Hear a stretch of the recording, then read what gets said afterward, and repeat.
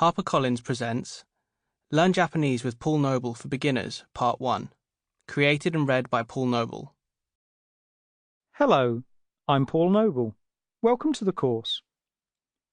You're about to embark on a method of learning a language in which there are no complicated grammatical explanations, and where you won't be asked to memorize long lists of vocabulary. Instead, it will be the way in which the course is structured that will by itself ensure that you remember what you're taught. Through your interaction with this recording, I will lead you through the Japanese language, enabling you to build up complex sentences by yourself, step by step, so that you're actually speaking independently in Japanese by the end of the course. And this will be true regardless of how little or how much you know when you begin. The only thing you will need to do is to follow my 3 basic setup rules. These are crucial, and as long as you follow them, the course should work exactly as I've described. The first of these setup rules is that I want you to take your time with the course. In particular, I want you to take your time to think out your answers, to think out your responses. Natural length pauses have been included in this recording, so you'll have plenty of time to give your response. However, if you do need longer to respond, simply pause the course and take your time to think out what you want to say. There's no rush. Just think it out at a pace that suits you. So, that's my first basic setup rule.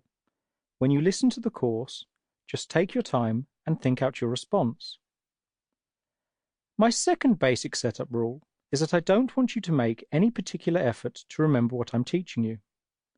In fact, strange as it might sound, I actually want you to forget it. As I say, this probably sounds a little strange, but as you'll know if you've ever tried to memorize a list of vocabulary, memorizing words or phrases doesn't tend to work very well. So we're not going to do that here. Instead, what's going to happen in this course is that I'm going to introduce various words and ideas, with my expectation being that you won't remember all of them the first time around. You'll definitely forget some of them. And that's fine, because what this is going to allow me to do is to remind you of those words later on, when I bring them up again.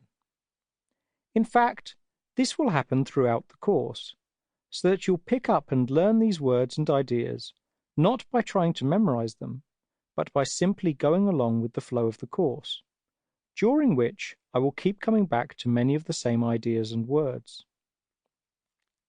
You'll forget them, and then I will remind you of them, and you'll forget them again, and I'll remind you of them again. And by going through this process of forgetting and then being reminded, eventually you'll just know them, as you'll discover by the time you've reached the end of the course.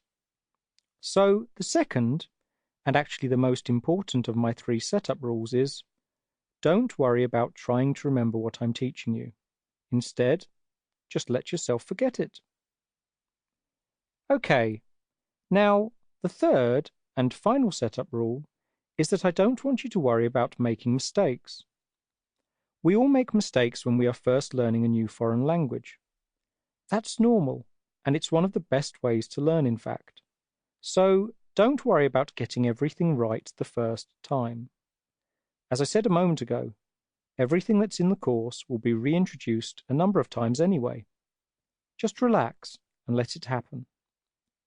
So, to sum up, I want you to take your time, let yourself forget, and don't worry about making mistakes. If you can do that, then the course will work exactly as it's intended to. Now, the Japanese language. Japanese is often thought of as an incredibly difficult language, one completely alien to English in every possible way, impenetrable, or at least profoundly difficult. But in fact, it's none of these things.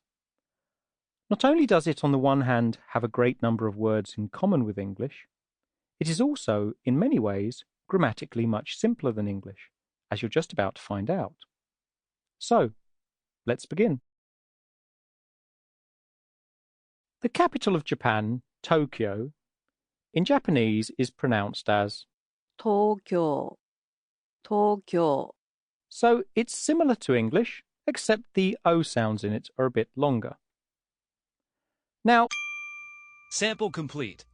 Ready to continue?